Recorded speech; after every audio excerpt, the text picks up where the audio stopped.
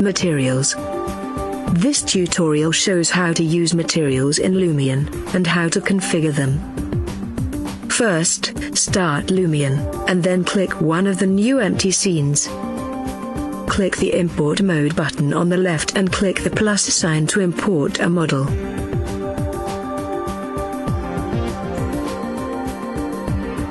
Click the palette icon to start assigning materials. There are many types of materials in Lumion.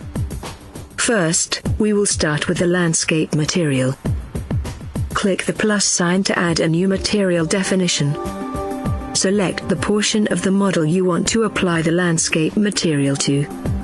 Next, click the landscape material icon in the material list on the left.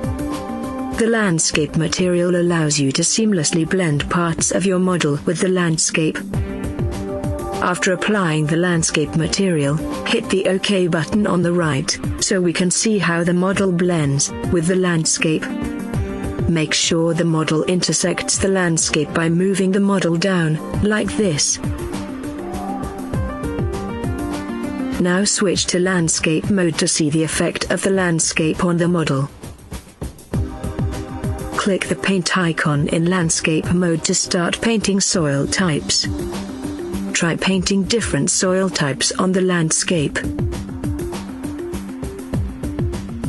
The material you just assigned blends nicely with the landscape underneath. Go back to import mode. Click the palette icon and click the object. Click the plus sign and click one of the other pieces of your model. This time assign the color material type. The color material type allows you to assign a solid color to parts of your model. Use the R, G, and B sliders to change the red, green and blue components of the material color. The depth offset slider allows you to offset the depth of parts of your model. You can use this feature to force materials either behind or in front of other materials. This feature is also available in other material types and allows you to tweak materials to remove glitches. Note that material changes in Lumion are completely reversible. You can always get back to your original imported material by deleting a material assignment. Double-click the trash can icon to delete the material, and revert the material back to its imported state. Click the plus sign to add a new material. Click any part of the model that already has a texture on it. Next, click the Standard Material type in the Material Library. This material type automatically generates texture coordinates, or you can use the imported texture coordinates.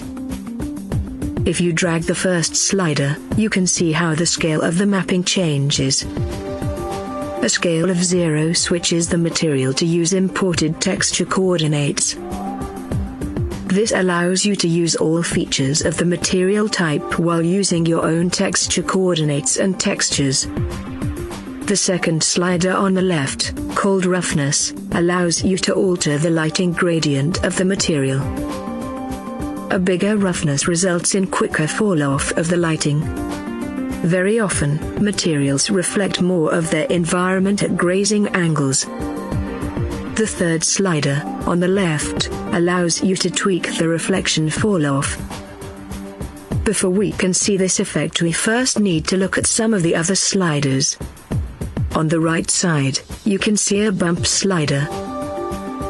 If your imported model has multiple textures, you can use this slider to increase or decrease the bumpiness. Of course, your model needs to have a normal map as a second texture before the bump slider becomes of any use.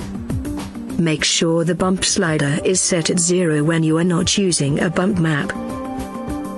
The second slider on the right allows you to increase reflectivity of the material. Drag this slider all the way to the right to make the material reflective. Now look at the Fresnel reflection slider again on the left. If you increase the Fresnel reflection, you can see how the fall-off of the reflection is changing. Reduce reflection strength to 0 before we continue with the rest of the material settings. On the right, the Fresnel shade slider allows you to create highlights or darkening at grazing angles. This is almost similar to the Fresnel reflection, but this slider lightens or darkens the surface at grazing angles. The fourth slider on the left allows you to alter the brightness of the material. The fourth slider on the right allows you to control the emissiveness of materials. At high values, materials start to glow when the bloom post-process effect is turned on. Bloom is covered in tutorial number 7. The last slider on the bottom left allows you to control the sharpness of reflections. Dragging this slider to the left makes materials less shiny, and dragging it to the right makes materials more shiny. If you look closely, you can see 3 buttons at the bottom right. These buttons allow you to select different subsections of the material settings. Up until now, we covered all the sliders in the first section. If you click the second button, you see 2 buttons that allow you to replace textures. When you replace a texture, your old texture is not lost. You can simply double-click the trash can icon to revert back to the original texture. The third button on the right gives access to additional settings of the material.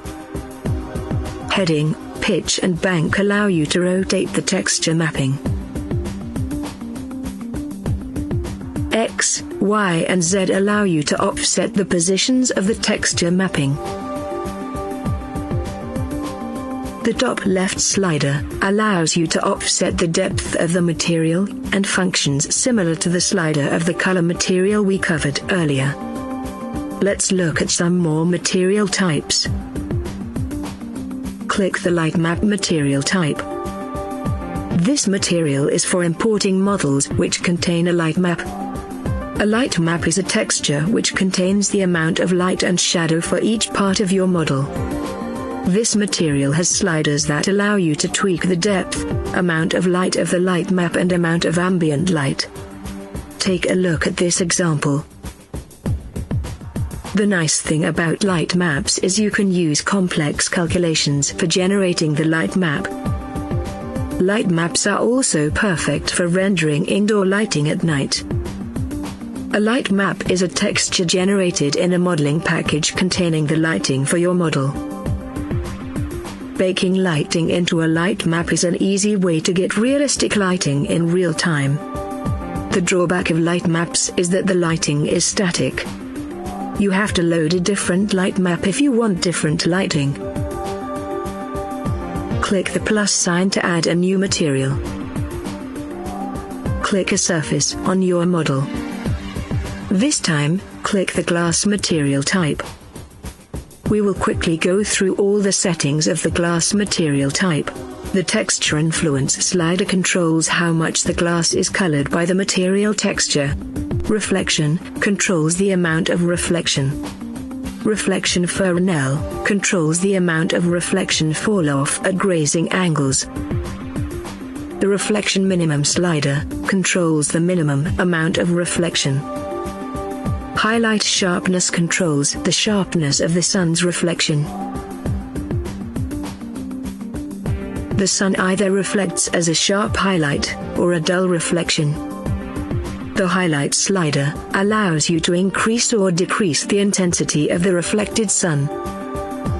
On the right you see hue, saturation and value. The value slider allows you to modify the translucency of the glass. A low value will turn the glass into opaque black, and a high value allows you to make everything behind the glass brighter. Let's continue with some of the other material types. To completely remove parts of the model, you can choose the invisible material. Click the plus sign to add one more material.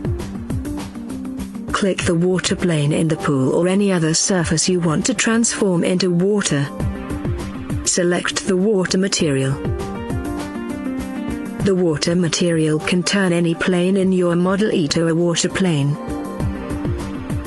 Until now we always selected basic materials, but there are many predefined materials. The predefined materials have textures, bump maps and pre-configured settings. You can click any of the predefined materials, and modify the settings or textures according to your own preferences. The predefined materials are arranged into categories like wood, metal, bricks and tiles. The last thing to show is the Reload Model feature. The Reload button is next to the OK button on the right. Clicking the Reload button will re-import your model. This simple feature is very powerful in practice. It keeps all material settings intact while reloading any changes to the geometry of the model. Look what happens if I change the model in SketchUp, export and then reload the model. The chairs have moved, while all material modifications are still intact. Congratulations! You now know how to configure materials in Lumion.